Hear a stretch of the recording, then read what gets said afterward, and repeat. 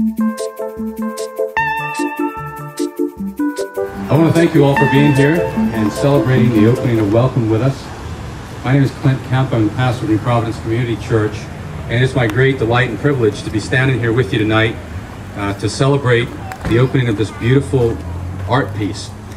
I would just like to take a few minutes to thank those involved. I'd like to start primarily with the sponsors. The Ministry of Tourism. I want to just thank Bernice Joaquin, the Honorable Obi Wilshcombe, and the government of the Bahamas, and also Kerzner International, Mr. Ed Fields, Mr. George Marcantonius, and the entire corporation of Kerzner for their investment, their faith in this project, to invest in the public art that has been worked out here on the corner of Blake Road and JFK. I also want to thank the people of New Providence Community Church. This is an unusual thing for a church to invest in, to give its property to, and for its people to be a part of. And I want to thank them for taking the great risk in this non-traditional expression of what the church can, and I think should do in our culture, to promote the value of beauty. We believe that God is honored by what is happening here, because this is the expression of who we are as a people. This expresses the creativity and beauty of our souls. And for that, we are grateful to the artists who made this happen, to Tyrone Ferguson and Antonius Roberts. I just want to say thank you so much for your friendship and for your amazing giftedness that God has given to you to see this kind of thing happen. These carvings, this metal work, and all the things that you've done, beginning with the Sacred Space Project. For what you've given to our country, we are eternally indebted to you, and I am just grateful for you. And I want to say thank you. I also want to just take, yes, absolutely, thank you so much. It's beautiful. The thing that I'm very hopeful about tonight too, as I stand here, is the collaborative effort of the government, the corporate sector with Kerzner, and the church. These three institutions are very powerful in our country. And increasingly, all of them are under amazing stress to navigate the waters that we face these days as a culture and a country. And a lot of times we face harsh criticism. But tonight, I hope that this is a time of celebration for us as we can stand and celebrate the coming together of these very important dynamics of culture, these institutions that make us who we are. And what a wonderful collaborative effort is seen here tonight. I hope that this is the beginning of many more collaborative projects. And I just again want to thank you all for the faith, the work that's gone into this, and the investment of your time, your money, and the energy that it took. So I want to just say thank you, and with those remarks, I'd like to pass this off to those who will speak now, the new president of Kerzner International, and George, if you would, come up and give us some words. Thank you so much again for your investment with us. Thank you. Minister, ladies and gentlemen, thank you for all being here this evening. Mr. Ed Fields, our Senior Vice President of Public Affairs, is really the gentleman who has driven this on behalf of Kerzner International. And I think back to, it's over a year ago that Ed pulled me in and said, I want to show you a DVD about the making and the opening of something called Sacred Spaces. And he said, keep an open mind. You know, apparently didn't think I had much art in me. And we sat in his office and he played this DVD, and I have to tell you that I was truly moved by the whole vision that had come out. And then Ed culminated by saying, we have the opportunity to participate in something like this closer to home, and what do you think? And I said, Ed, there's nothing more that needs to be said.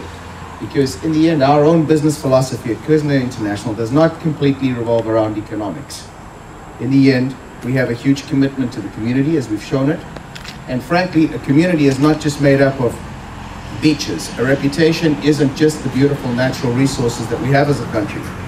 And I think our two artists, Mrs. Roberts and Ferguson, have done a super job of revealing the identity, the soul, the heart of the people that live in the Bahamas. And by adding such features as a joint partnership between the Ministry of Tourism and the community, and obviously ourselves in the business sector, what we do is we start to add so many more dimensions, not only to the tourism destination, but actually just to those of us who live here, to the children that are going to grow up and start to appreciate the history and the culture that goes with such a wonderful place. So, as I said, on behalf of all of our associates, we are humbly grateful to be allowed to participate in this project in the future.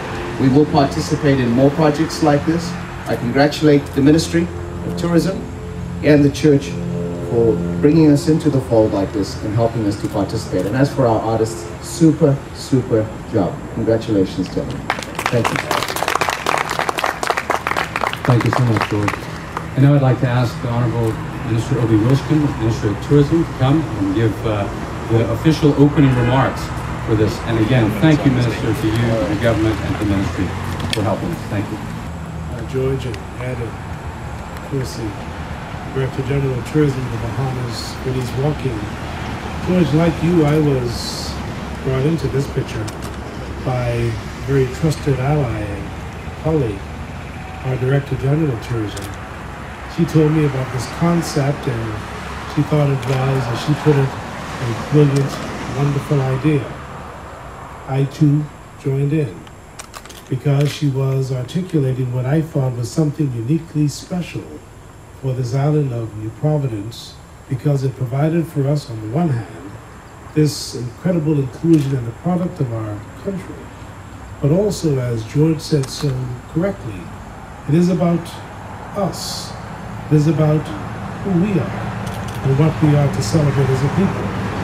And it could not come at a more better time. This is the year that we do celebrate the abolition of slavery, 200th anniversary. And for many, they will talk about what happened. They will talk about the past. They will bring us forward to the future. But nothing captures it more than this piece of art. When we're able to sit in the sacred space and feel the movement and feel the people and feel what has made us who we are, and to appreciate that it provides for moments and spaces for us to think and reflect. This is just so wonderful for us. And again, it's a celebration of the Bahamian spirit. I want to join with those who have congratulated the artists. You know, oftentimes we talk about how good and how special we are, but very rarely do we lift our people and celebrate them. And I want to lift these brothers and celebrate them because this is just so special thing. And for you taking that creative energy that exists within you that God has given you, and you giving it back to us so that we can celebrate with others who will come from around the world, and Bahamians who will come from Anagua to Bimini, is just so special. And we should all appreciate what this truly means. And so, with the church, with Atlantis, and the government, we've again demonstrated that collectively we're better people. I often say that to build a great country, you must have great citizens. And greatness is not the individuals who make the speeches, but it's all of us who contribute to who and what we are and do the little things and bring our gifts and give it all to our people and make life that much better for every single individual. And so, ladies and gentlemen, I'm indeed honored to be the Minister of Tourism, to have the pleasure and this opportunity for the Director General of Tourism, who made this happen at the Ministry of Tourism, and with my partners, Atlantis, and of course, New Providence Community Church. It is my honor tonight to declare this sacred space officially open. Thank you very much.